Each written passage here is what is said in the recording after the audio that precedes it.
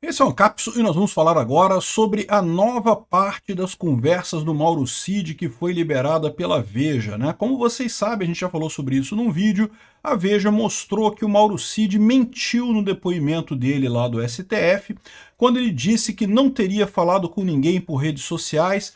O advogado do Bolsonaro fez a pegadinha, perguntou pelo perfil Gabriela R702 ou alguma coisa assim, e ele falou, não, que eu acho que é o perfil da minha esposa, mas não falei nada não, e não sei o que lá.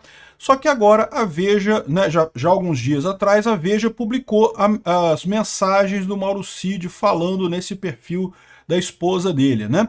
E aí o Mauro Cid negou. O Mauro Cid negou e o Alexandre de Moraes concordou com a Veja. Por que, que o Alexandre de Moraes concordou com a Veja? Porque se ele chegar à conclusão de que realmente o Mauro Cid mentiu no depoimento, ele tem que desqualificar a delação do Mauro Cid. Se desqualificar a delação do Mauro Cid, acabou, não tem nenhuma prova nesse processo contra o Bolsonaro, né? Lembra, a Daniela Lima estava falando outro dia que não, mas tem a delação do Mauro Cid, mas as pessoas falaram no depoimento que estavam na reunião, mas tem outras provas e não sei o que lá e coisa e tal. Ela está esquecendo da teoria dos frutos da árvore envenenada. Como todos esses depoimentos foram colhidos a partir da delação do Mauro Cid, tudo é perdido, tudo é jogado fora do ponto de vista jurídico. A questão toda, assim, já está óbvio que esse caso todo não é jurídico, é um caso político, eu tenho falado isso para vocês já há algum tempo, né? Mas, por outro lado, não deixa de ser extremamente positivo isso ser exposto da forma como está sendo exposto aqui, porque está ficando óbvio para todo mundo o quão político é esse caso, quanto que não tem nada de justiça nisso daqui.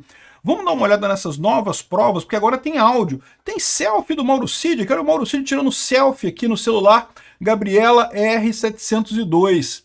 Pois é, meu amigo.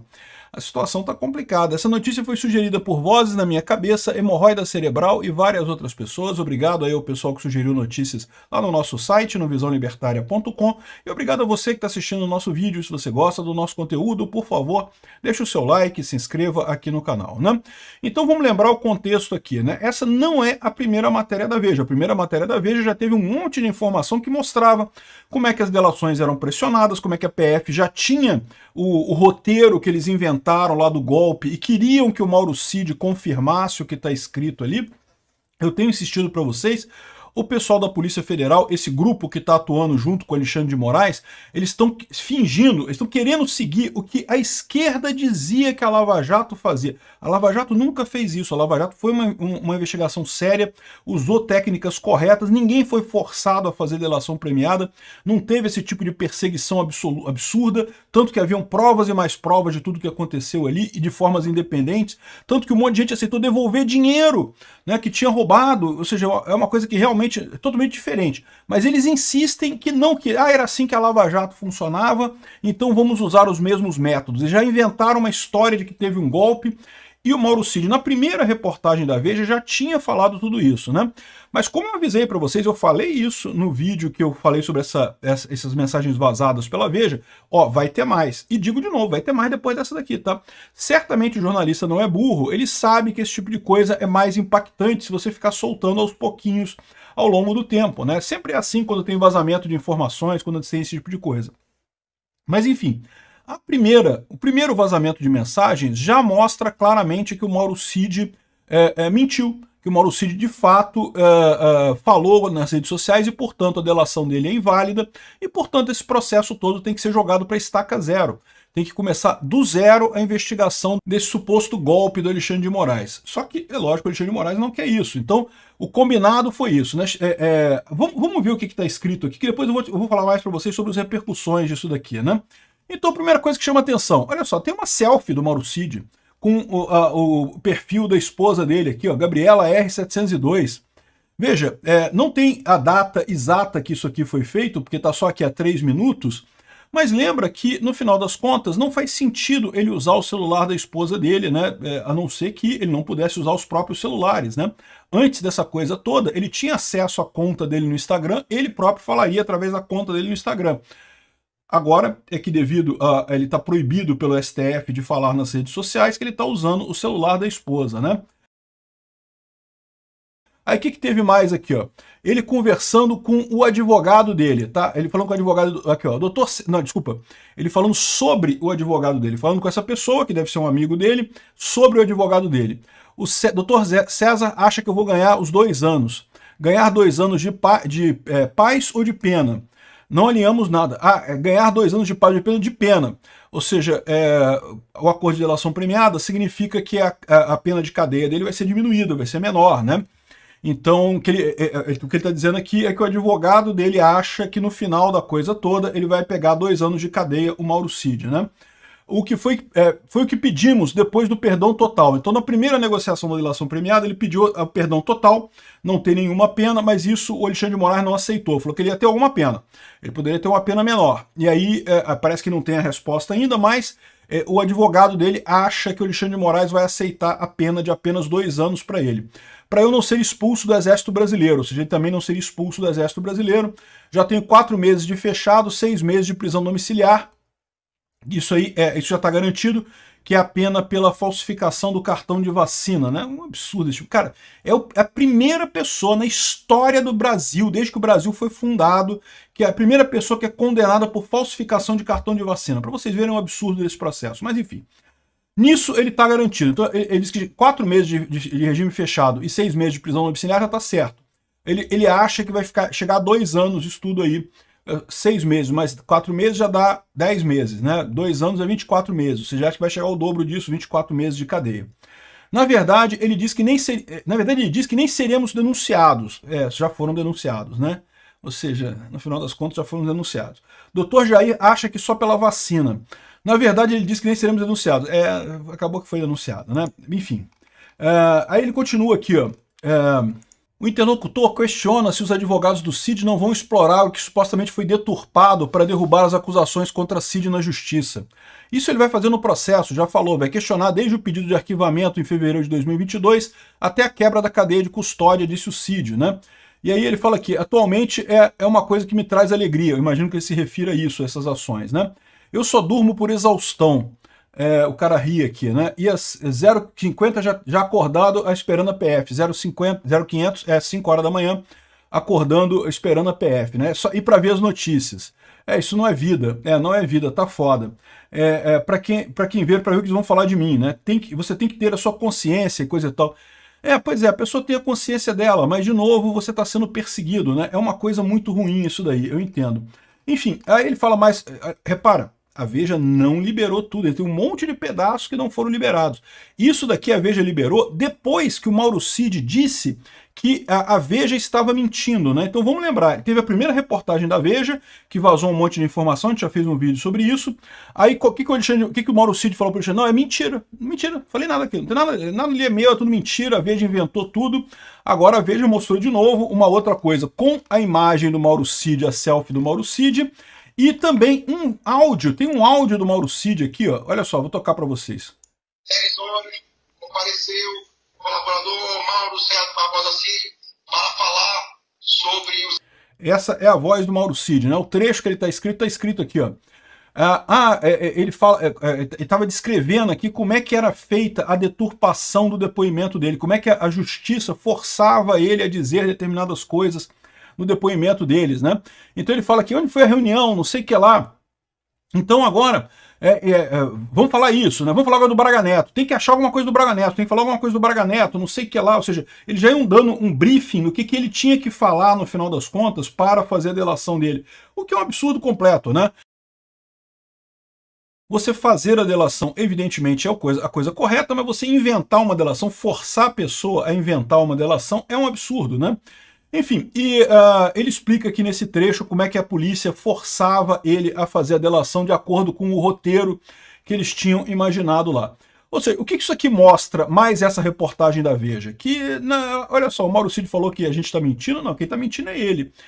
Porque, né, tá aqui a imagem dele, tá aqui a voz dele, né, tá mais do que claro que é ele mesmo fazendo essas coisas todas, né?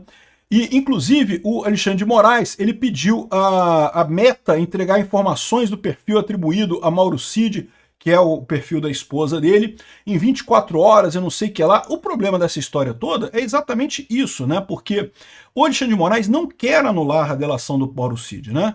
Se ele anular a delação do Mauro Cid, de novo, ele pode anular a delação do Mauro Cid e dizer que não, mas as informações todas valem. Eu anulo a delação, os benefícios, mas as informações valem.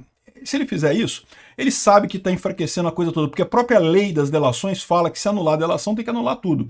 E todas as provas colhidas a partir dessa prova anulada são automaticamente nulas. Como todo esse processo foi construído a partir dessas provas obtidas devido à delação do Mauro Cid, anula praticamente tudo, não vai sobrar nada nesse processo, já tem pouca coisa. Do jeito que está, ele já não tem nada, nada além da narrativa que eles estão inventando. Anulando essa narrativa, não vai sobrar nada no final das contas, né? Mas, de novo, é o que eu sempre falo aqui, isso não é um processo jurídico mais, isso é um processo político. Aliás, isso é uma coisa que o próprio, ele até fala aqui que o advogado dele falou com ele, isso, exatamente isso, né? Aqui, ó. Ele diz que não existe materialidade em nada, mas diz que o problema não é jurídico, é político. Exato, né? Como eu tenho falado aqui há um tempão. Se fosse na primeira instância, tudo já estaria encerrado pelo tamanho abuso que estão fazendo com a minha vida, para pegar o presidente. Lógico, eles querem pegar o Bolsonaro, todo mundo tá claro nisso. E por que eles querem pegar o Bolsonaro? Porque eles achavam que o Bolsonaro tinha popularidade por causa de disparo em massa de WhatsApp, não porque fez um gabinete do ódio, não sei o que lá, e viram que não é nada disso.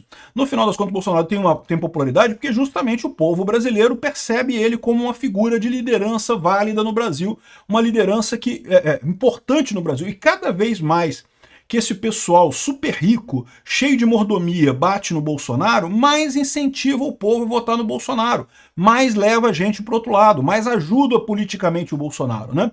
Só que eles querem pegar o Bolsonaro a qualquer custo, querem botar o cara na cadeia a qualquer custo. Eles temem que aconteça aqui no Brasil o que aconteceu nos Estados Unidos, do Trump voltar lá para a presidência. Só que porque lá nos Estados Unidos o judiciário até tentou culpar o Trump, botar na cadeia e coisa e tal, mas lá o pessoal não teve tanto descaramento quanto aqui. Aqui eles não têm nenhuma preocupação com a justiça em si, não tem nenhuma preocupação com a sociedade brasileira. Eles são gafanhotos, querem só explorar a sociedade brasileira e foda-se tudo, ninguém está interessado com justiça, com nada, né? E eles não estão percebendo que isso é inevitável. Pode ser que o Bolsonaro não ganhe a próxima eleição, seja proibido de participar, pode até ser, mas no final das contas vai voltar uma hora. Por quê? Porque ou ele ou alguém alinhado com ele, porque é o interesse do povo brasileiro, né? Enfim, o Mauro Cid foi preso, teve a prisão decretada, mas depois o STF revogou tudo na sexta-feira 13. Aquilo que eu falei para vocês, isso daqui é evidente que está tendo batimento de cabeça lá no STF. O Alexandre de Moraes mandou prender o cara, supostamente porque estaria indo para o Paraguai, para Portugal e não sei o que lá, mas é uma coisa que claramente lorota, isso foi desculpa que arrumaram, foi por causa do vazamento da Veja, evidentemente, todo mundo percebe isso. Essa coisa da cidadania do Mauro Cid, ele já tem cidadania portuguesa, ele não tem o passaporte, ele tem a cidadania, mas não tem o passaporte. Ou seja, já tem há muito tempo, e não fez nenhum pedido para pegar o passaporte no consulado, então, ou seja, não tem lógica nenhuma essa perseguição a ele, né? O que claramente eles queriam fazer é, vamos pegar o Mauro Cid dizendo que é para esse caso da coisa para, né, tentar obter alguma coisa dele ou do Gilson Machado, né? Só que ficou tão feio que alguém lá no STF falou, gente, ficou estranho isso daí, ficou ruim essa história, né? Então o próprio Alexandre de Moraes soltou o Mauro Cid logo em seguida e também o Gilson Machado, tá? Ele deixou a prisão também na Grande Recife e também a única coisa que eles conseguiram foi o celular dos dois. Vão inspecionar o celular dos dois para ver que tem alguma coisa ali, né?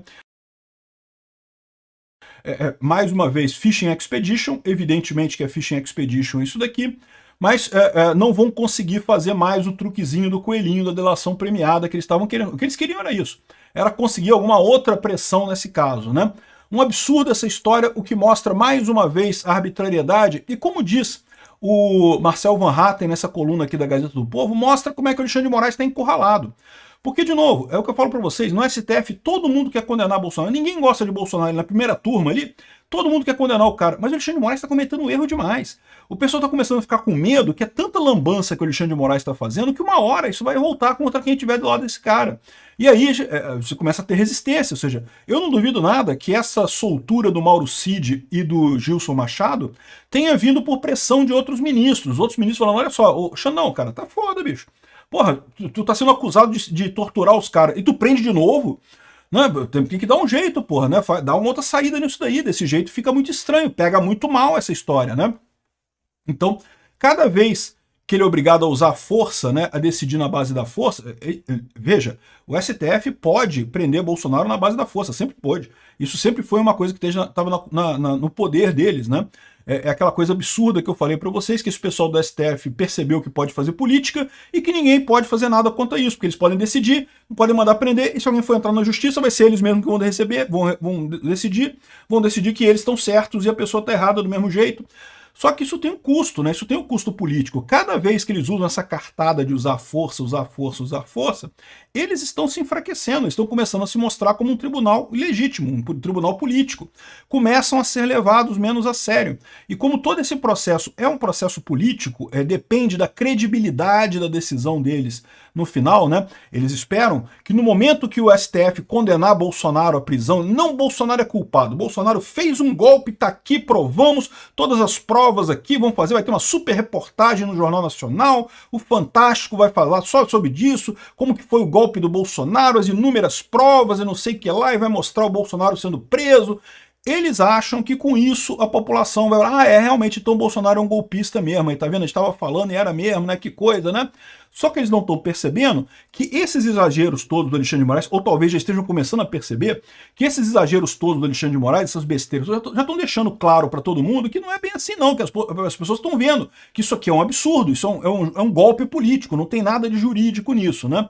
E aí o pessoal no próprio STF já está começando a segurar a colherinha dele lá, pô, Xandão, peraí, porra, tá ficando foda esse troço, cara, tá ficando complicado, né?